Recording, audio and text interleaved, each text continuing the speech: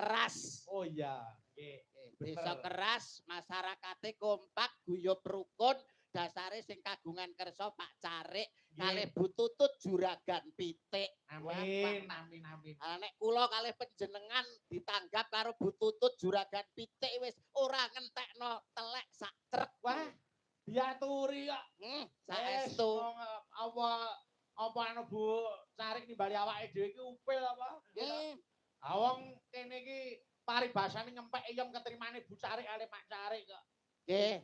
Malah kepara kala wau sampun wonten usulan panjenengan mengke mboten sah kesusu kondur rumiyin. Nggih. Awit napa panjenenganipun Bapak Lurah nggih badhe manggi panjenengan maringi DP kagem taun ngarep.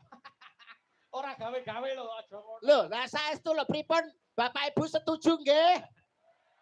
Taun ngajeng Pak Lurah setuju nggih? Pun rasan-rasan nggih cekap panjenengan kula kalih Mbak Niken pokoke kumplitane nggih ngeten niki. Oh ngaten. Alhamdulillah. Alhamdulillah. Niku dadi dongane awake dhewe, Mas. Nggih, keras. Yen to daerah keras mriki isih kersa gelar wayang, isih kersa gelar pertunjukan tegese piyai kene iki ayem tentrem kahanane. Saestu wong desa keras niku desa maju. Nadyanto desa keras niku desa sing maju. Listrik sudah masuk desa. Ternyata bareng tak selidiki neng keras niki tesik usum ting. Oh, isih ana ting. Tesik kathah ting. Nggih. Angger esuk no nenggok kanal ting ploweding ngono niku. Nggih, heeh. Ya ngeten lho, Mas. Pripun? Piyai mriki tegese nampa kemajuan zaman ora ninggalke marang tinggalane para simbah-simbah riyin. Saestu. Niku ora lali karo mula bukane nalika durung ana listrik gitu. Niku ting iki sing dienggo madangi. Leres. Mula niki dadi pepeling awake dhewe lali sumber bakale ketiwasan. Lali sumber ketiwasan. Dadi wong maju ya kena, ning aja nganti ninggalke marang mula bukane biyen, ngaten. Nggih.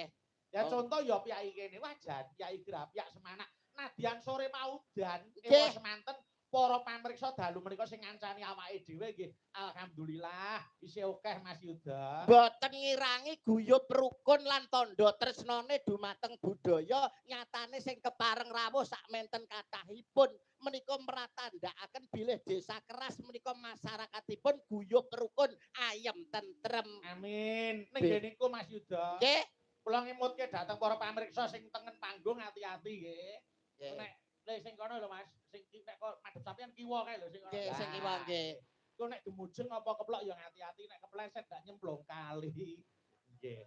Wah, jantenan kok.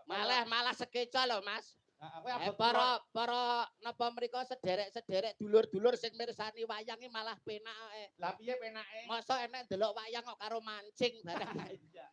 Wah, wis jan penak tenan kok. Alhamdulillah. Luar biasa menika saking guyub rukunipun tresnanipun dumateng panjenengan napa melih masyarakat keras menika benten kalian daerah lintunipun, Mas. Napa bedane? Alah sok kala mongsone daerah liya niku sok seneng gegeran, sok seneng tawuran, tapi nek masyarakat mriki kondusif guyub rukun. Daerah liya karo tangga sok gak gelem nyopo, karo dulur sok gak gelem akur, tanggane tuku kulkas atine panas, tanggane tuku gelang atine melang-melang, tanggane tuku kalung atine bingung, tanggane tuku ceret lho mentret. Niku mergo saka ora akure isine iki mung ngeri atine kuwi. Serik. Nyonto kaya Pak Carik niku gak duwe sifat serik, tumindake sarwa apik, dasar sing wedok usahane pitik, duweke sithik diklumpukne kanggo nanggap wayang kulit, insyaallah barokah tambah apik Allahumma. Amin. Amin. Wah, jan. Nimbali Mas Yuda iki ora rugi. Mboten rugi, malah sing rugi kula. Lah piye ta? Ngejak coro keton iki gak omong blas. Ya Allah Gusti, nuwun sewu lho Kakang blekok moncrot. Ora sampe moncrot. Lah nyapa? Ya mung cemet ngono tok. Kakang blekok cemet mbok katuran ngendika wong iki wis awake dhewe karo Mas Bayu kok Aku iso. wis suwe lho ora ketemu karo Mas Mondol. Uwangen aku iki karo Mas Yuda. Lah iya. Mas Mondol pripun Kula iki suwe ora ketemu Mas Mondol. Nggih. Kula niku kangen Mas. Kali Mas Yuda niku kangen.